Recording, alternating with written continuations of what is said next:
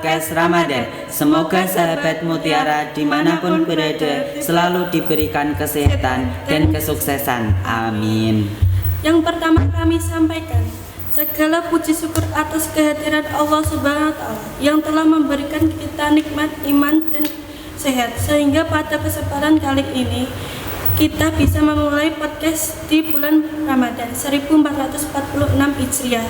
Salawat dan salam tidak lupa kita panjatkan kehadiran Nabi besar Muhammad SAW beserta keluarga dan para sahabatnya. Semoga kita termasuk ke dalam umat Nabi Muhammad SAW dan selalu istiqomah dalam menjalankan ajarannya.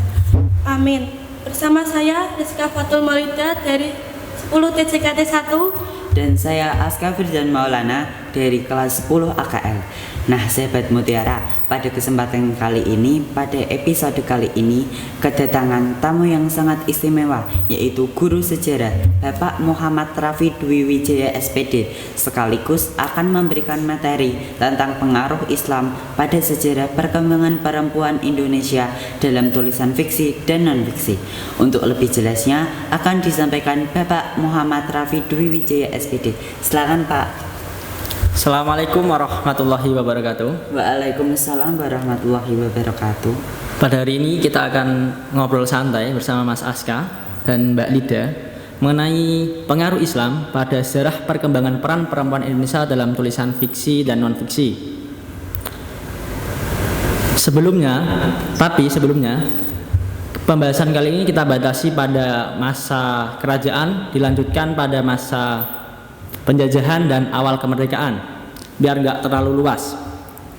Sejatinya perempuan pada awal-awal itu perkembangan perannya itu nggak terlalu signifikan, hanya terbatas di rumah. Namun seiring perkembangan zaman nanti, sekarang kalian dapat rasakan perempuan dan laki-laki itu seperti setara, dapat berpendidikan tinggi, dapat bekerja layaknya seorang laki-laki, di militer, di politik, samalah. Perkembangan itu nggak dapat dilepaskan dari sosok besar perempuan kita yang lahir di kota kita tercinta. Mungkin mbaknya familiar dengan orangnya. Siapa mbak namanya? R.A. Kartini. Ya benar, R.A. Kartini. R.A. Kartini merupakan sosok besar yang berdampak dalam perkembangan peran perempuan Indonesia. Awalnya dia emang berfokus dalam pendidikan, tapi nanti dampaknya dirasakan meluas sampai sekarang.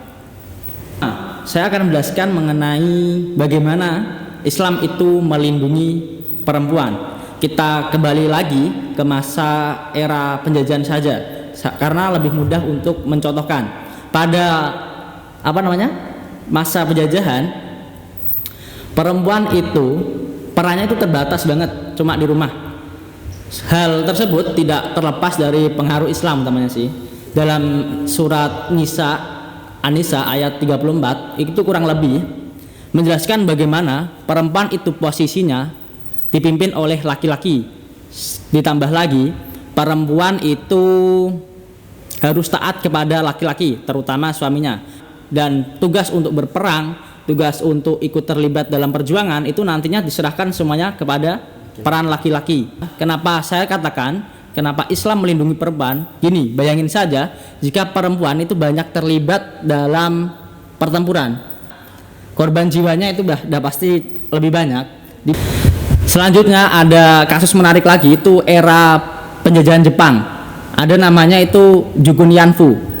Jugun Yanfu itu digunakan untuk memenuhi kebutuhan laki-laki tadi oleh utamanya tentara Jepang. Dan kenapa Islam melindungi? Dalam konsep Islam, kalau nggak menikah itu dianggap perzinahan kan. Perlawanan sendiri dari kaum perempuan sendiri. Contohnya saya contohkan itu ada di Padang Panjang utamanya. Ada salah satu tokoh penting, selayak disandingkan dengan sosok R.A. Kartini dan juga Dewi Sartika karena fokus ke pendidikan. Tapi dia cukup menarik karena juga berbicara depan umum, pandai dia. Namanya itu Syekhah Rahmah. Kalau kalian tertarik membaca ceritanya, itu ada di tulisan Khairul Jazmi dengan judul Perempuan yang Mendahului Zaman. Itu nanti menggambarkan bagaimana dia mengumpulkan perempuan agar dapat melepaskan tadi perempuan-perempuan yang ditangkap oleh Jepang dijadikan Jugun Yanfu. Itu tadi.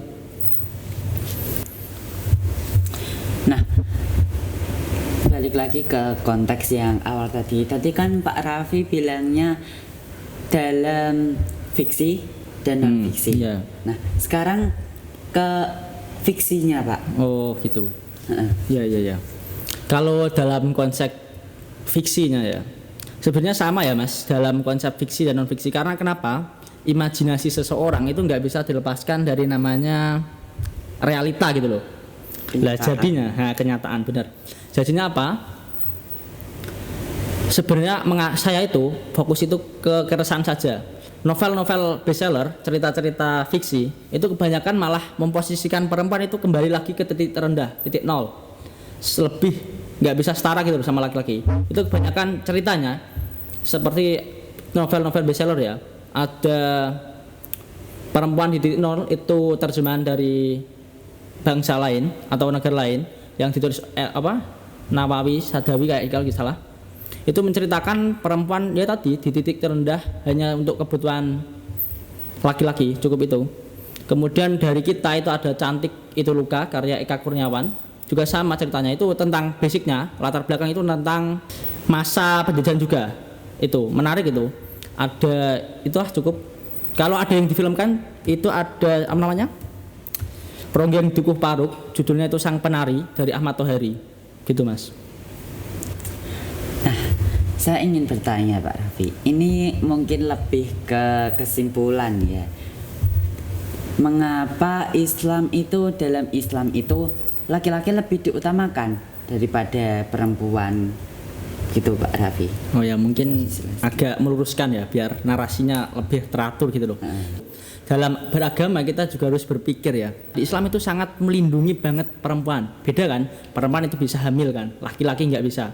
Bayangin kalau dia setara dan memilih bekerja terus nggak mau hamil dan lain-lain, bayangin generasi ke depan itu rusak ya, nggak ada keturunan lagi, banyak banget dampaknya. Bayangin juga kalau perempuan itu bekerja terus dan laki-laki nggak dapat lowongan pekerjaan, bahkan itu nanti nggak ada pernikahan Mas. Jadi banyak banget gitulah dampaknya. Pengaruh Islam itu untuk batasin tadi loh, agar terjadi kesehatan, perbaikan dan kemaslahatan sendiri bagi perempuan itu sendiri. Sebagai penutup, pendidikan dalam itu memiliki peranan penting, utamanya pendidikan. Pendidikan nanti akhirnya berdampak pada semuanya, perkembangan perempuan. Awal satu langkah dimulai dari pendidikan, perubahan dunia juga dari pendidikan. Terima kasih. Assalamualaikum warahmatullahi wabarakatuh. Waalaikumsalam warahmatullahi wabarakatuh. Baik, terima kasih Pak Raffi sudah mau memberikan materi tentang pengaruh Islam pada sejarah perkembangan perempuan Indonesia dalam tulisan fiksi dan non-fiksi. Terima kasih telah mendengarkan podcast kami hari ini. Kami berharap sahabat Mutiara menikmati konten yang kami sajikan dan mendapatkan wawasan baru dari topik yang dibahas. Jangan lupa untuk berlangganan podcast kami agar tidak ketinggalan setiap episodenya. Kami juga ingin mengucapkan terima kasih kepada semua sahabat Mutiara yang telah mendukung podcast ini. Jika teman-teman memiliki pertanyaan, saran, atau topik yang ingin dibahas, jangan ragu untuk menghubungi kami melalui email atau media sosial kami. Terima kasih sekali lagi dan sampai jumpa di episode berikutnya. Wassalamualaikum warahmatullahi wabarakatuh.